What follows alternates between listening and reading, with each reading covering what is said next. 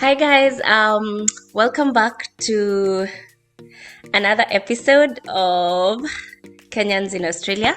And today I have a guest with me, Chef Ben. Whoop whoop! Hi. Hi, How are you? I'm doing well, thank you. Good.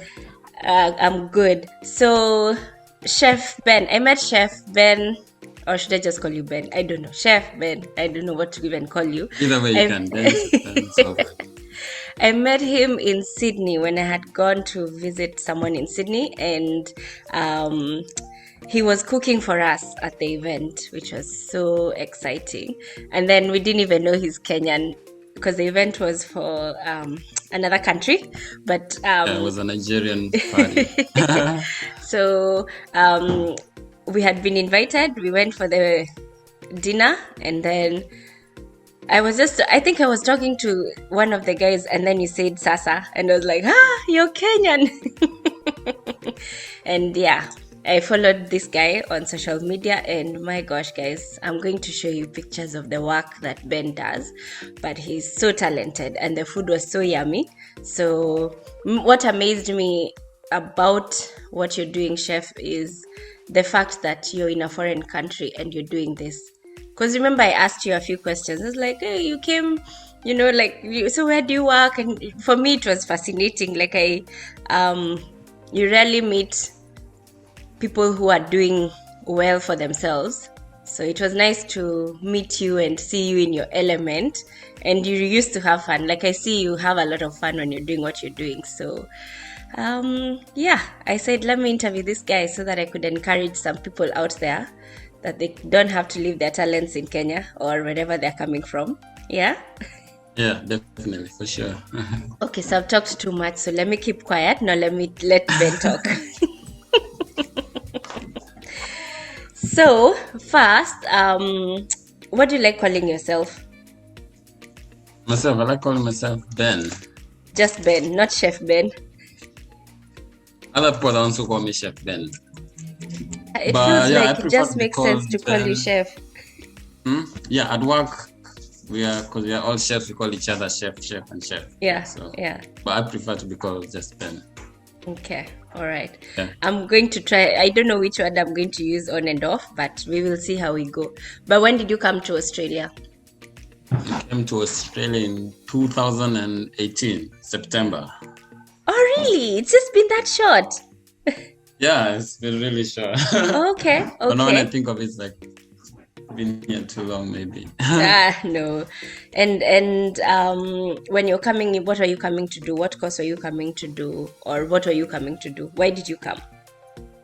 No, I was just coming like for work, but I've always been having the dream of coming to Australia because I've been watching lots of MasterChef when I was back in Kenya. And when I was watching MasterChef, I just saw Australia. It looks like Yeah, a beautiful city yeah, with top chefs. And yeah. I wanted to be involved coming here to Australia to meet the great chefs. So you came as a chef or Yeah, I came as a chef. to work? So on Yes, to work. what was it? What is it called? A skilled visa. It was more of on a training visa, first of all. That's when I came with it. Yeah. Okay. Wow. I actually didn't know that. I don't know what I thought, but I didn't know you came in with that visa. Should I ask how you got it? Because I know people will be curious now because that's a different kind of visa. Actually, this one is more of like for graduate people because I used to study in Switzerland. Yeah. And when I was there, I applied from Switzerland for a job here in Australia. And I did an interview with the chefs. We did it via Skype. When Yeah. they told me I got the job. And then they started processing my visa. Wow. Oh, Yeah. that's so nice. Okay, Yeah. okay, that's good. So now you see we even get to hear more things. So you studied in Switzerland. Yes, I used I to hear study there. Switzerland is the hub for chefs. Yeah, like they got good chefs over there, and they got one of the best schools for young chefs to develop their careers or venture into other countries or staying in Switzerland. Okay, all right, okay. It's good to hear that. And so you just applied directly. You didn't use an agent. There was no drama. You just came, you No, applied. Yeah, I just applied directly. Actually, the school helped me a lot in applying because they got me the interview. I just had to pass the interview, and then from there they had to sort the rest of the visas. Okay. All right. So how did you end up becoming what I was terming on WhatsApp as a mobile Mobile chef. It's as actually a a mobile private chef chef, or but personal instead chef. of saying Yeah. private chef. But mobile chef also sounds cool. No, but that was the wrong name. My gosh. So how did you end up becoming like a private chef?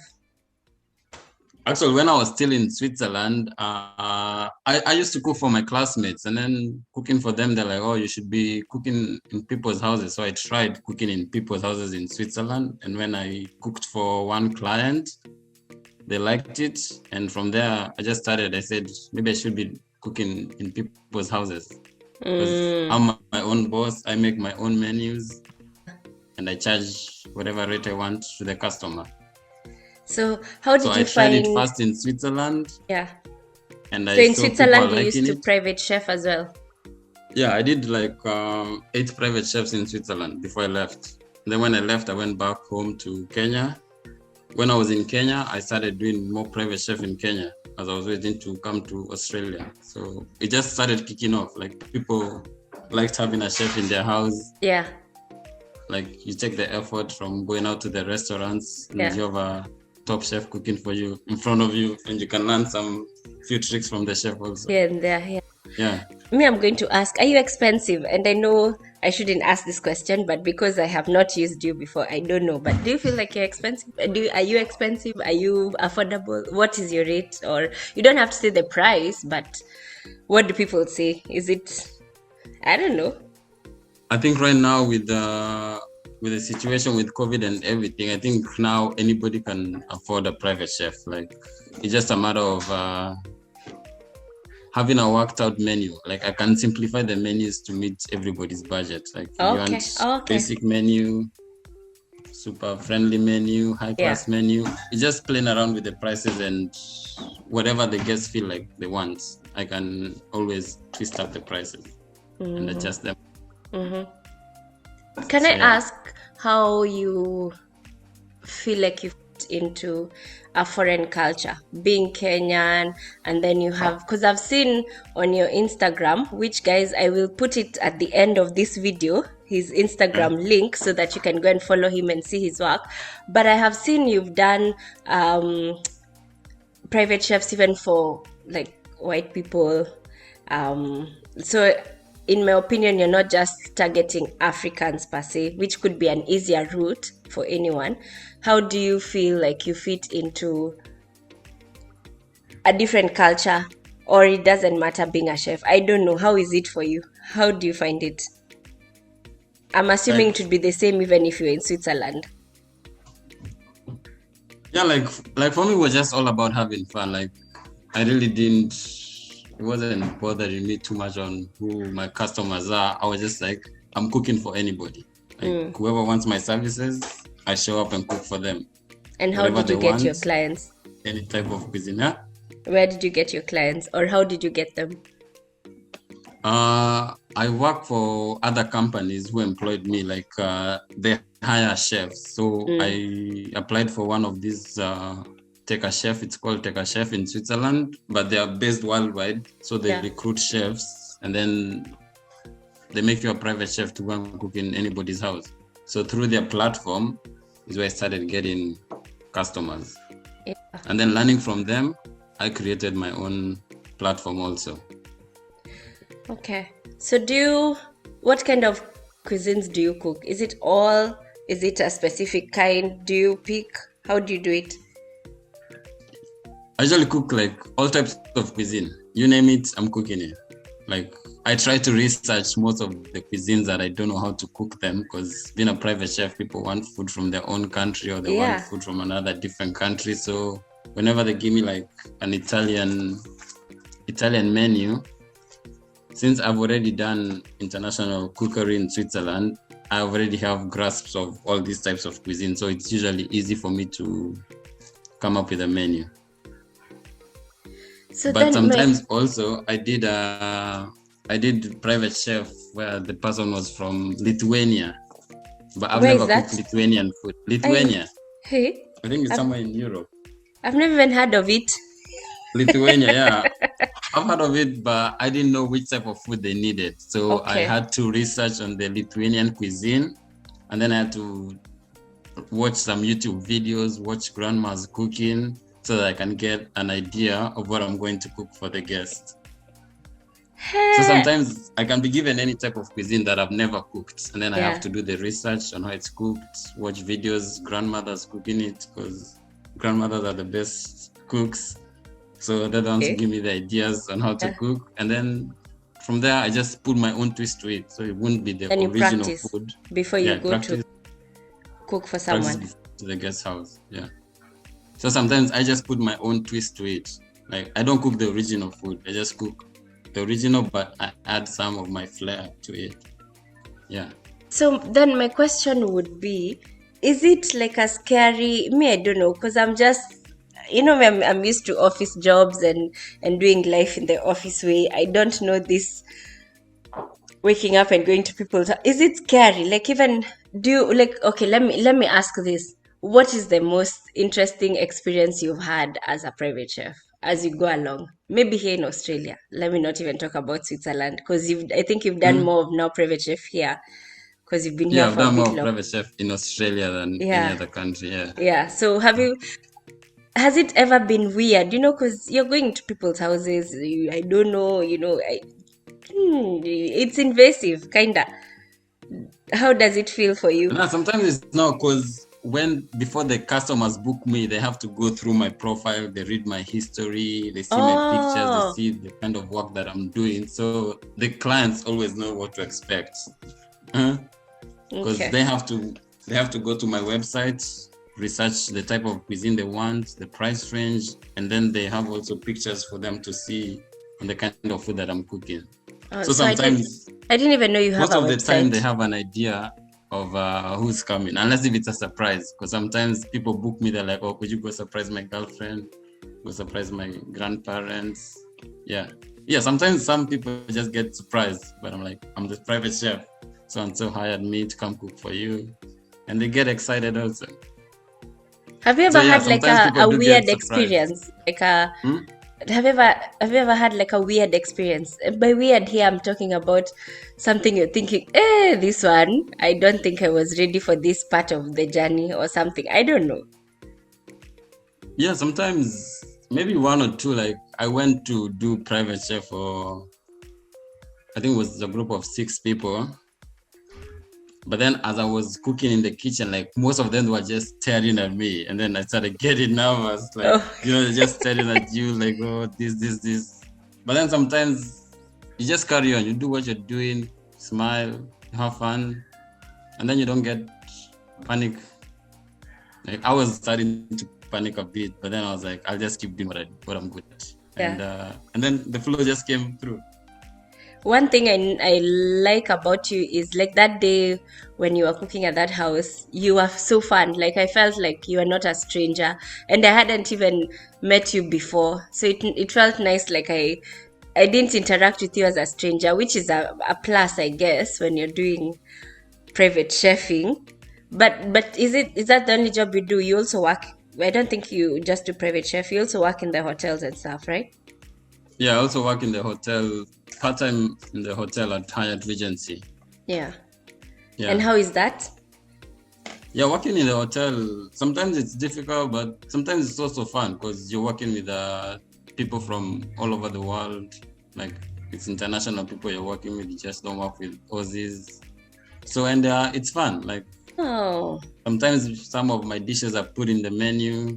Like in the Hyatt Regency, I had one dish from Kenya, which was put in the menu, and the chef just told me, I want you to create something from Kenya. We put it in the menu. What did you put in the menu?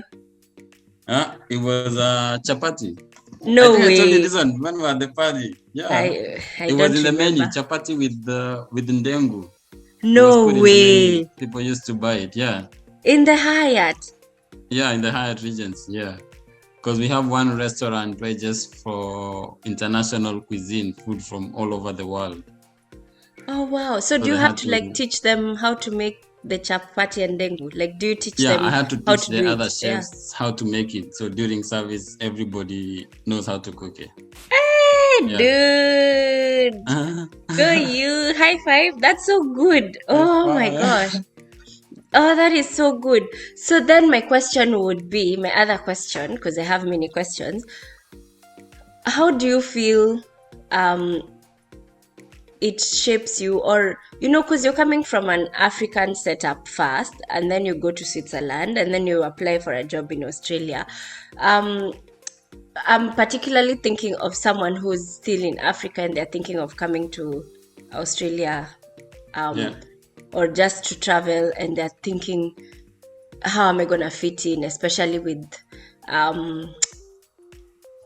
the fact that I'm African and I'm going to an international place, and that experience and culture, and should people just come and conform to what is already there, or should they still stand out? Like, how do you feel like you've learned to stand out? Because you are standing out. If you have to do an African dish, if you have to go to be a private chef, you're standing out. You're not just fitting into what is already here. So how would you advise somebody else, like, to go about it? Because me, I'm thinking of someone who's thinking, is it even worth trying this course? Should I stick to something that is so common, or should I just go my own route? I don't know.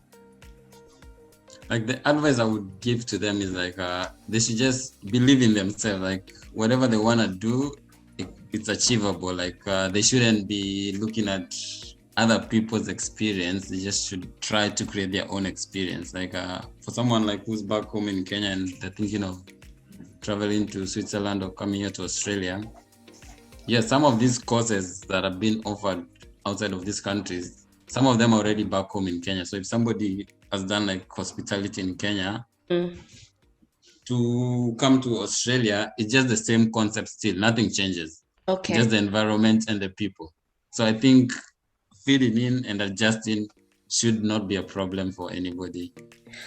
So then, if someone, let's say they've done their, because I know some people ask me actually, they've done their courses, especially chefs. They talk about doing their hospitality, but then they're like, how do they, like, me I don't know the route. How would they apply to come to Australia? Like, where would they go? Which website would they go to? Do you have like those details that you can share?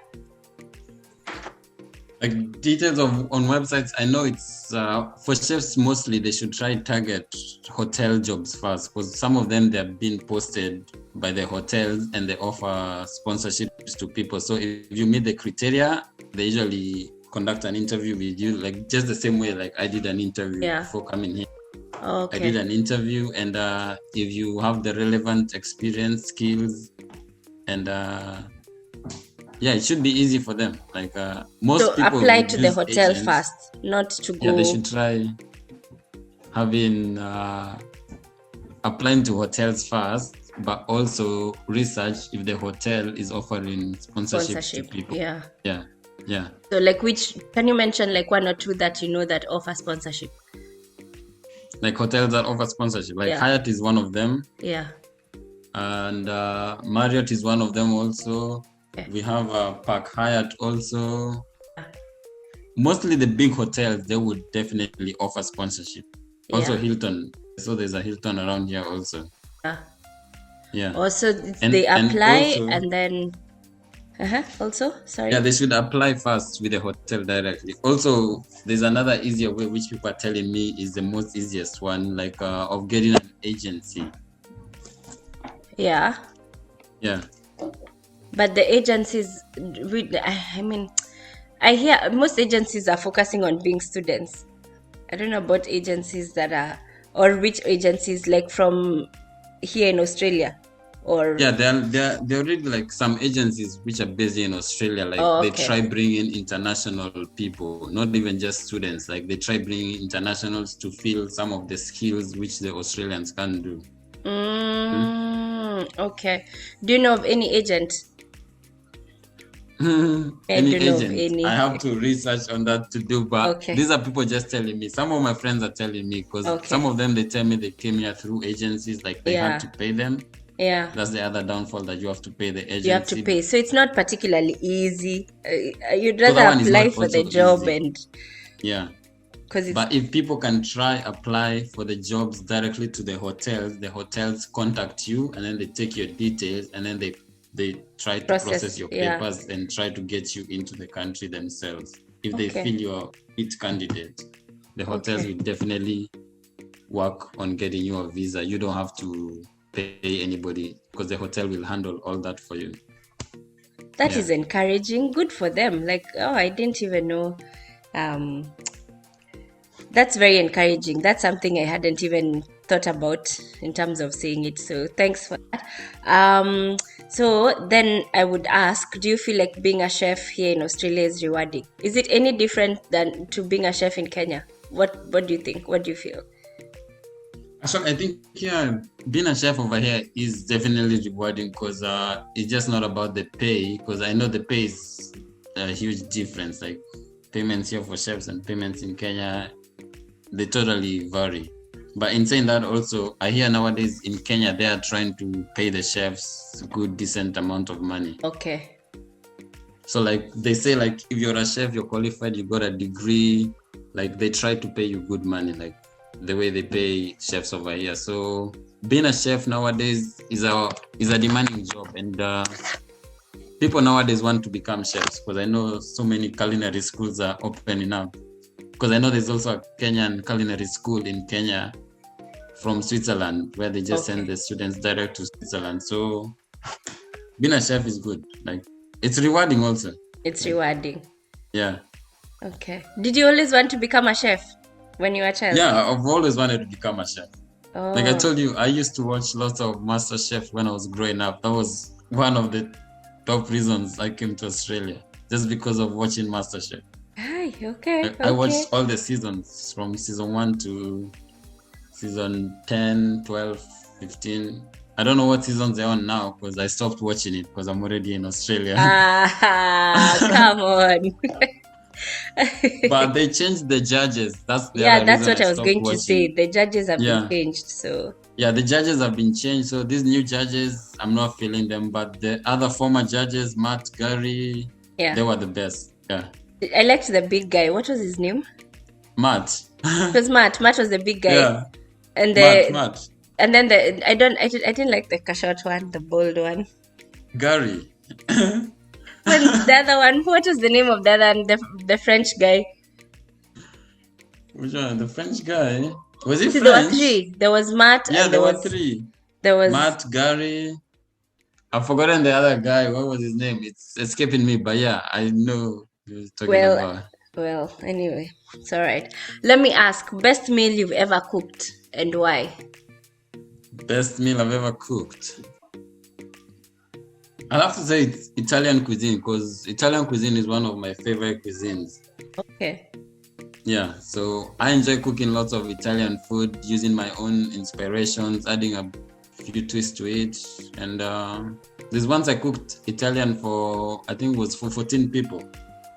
And this was a mix. It was Italians and French people. And the feedback I got, it was just so good. Like, it warmed my heart. Like, getting feedback from real Italians and real French people that I cooked the food and it was to their standard. It was so good. Okay.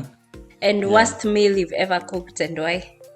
Worst meal? I don't think there's a worst meal I've cooked. You've always been good.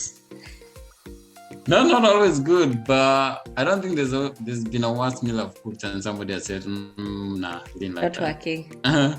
Nah. All right.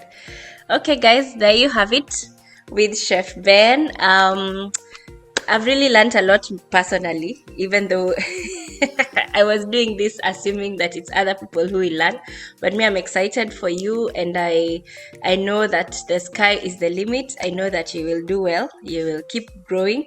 I can't wait to come back to Sydney so that I invite you to cook for me and yours truly. We should invite you to cook for us. I think we should. Over that's your place.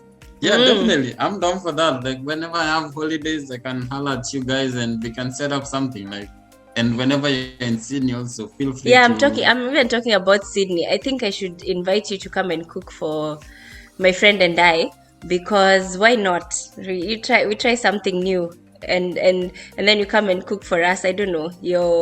Yes, but definitely. I don't want to say Italian, but you said Italian is your favorite. I don't know what I like about Italian. It's just pasta. What else is there to like? Or pizza? I I Ah, don't know. not pasta and pizza. There's still risotto. Oh, risotto is even one of the best. Huh? Okay, I'm not a fan still. And then there's dessert, which is tiramisu, which is Yeah. a classic. I'm not going But to we can cook work out Italian. something. Like Yeah. I can cook you guys even Kenyan food still, because recently I just started advertising my Kenyan menus up online. So Okay. I think one of these fine days, people are gonna start booking me to cook Kenyan. for them. But Kenyan food. when you said website, you actually have a website? Yes, I do actually have a website. Okay, so what we'll do is I'll share your website and your Instagram account, and which other account? Facebook, Snapchat, You have Facebook, Twitter, okay. You'll send me all LinkedIn. those, and then I'll add them at the end of this video, so that guys could check you out and even talk to you. I'm 100% sure people will reach out directly to ask you questions, especially about how they can come. I am 100% sure, because No I worries. I'll have try had to people ask answer me questions and I don't everybody. have answers. So seeing as you're there, I am 100% sure people will follow you, not necessarily for your cuisine, but to ask you questions. But whichever way they I'm come, really happy to help them. that's good. That's good. Thank you for doing this and for being an inspiration. What I am glad about also is the fact that you're Kenyan and you're making it out here, and you're standing out from the crowd. Thank you so much. You're not doing nursing and the basics that everybody else is doing. So it's a plus. It's a plus. So congratulations. Keep going. Thank you. And we will chat some other time. Sawa. For sure, definitely. Okay. Asante sana. All right.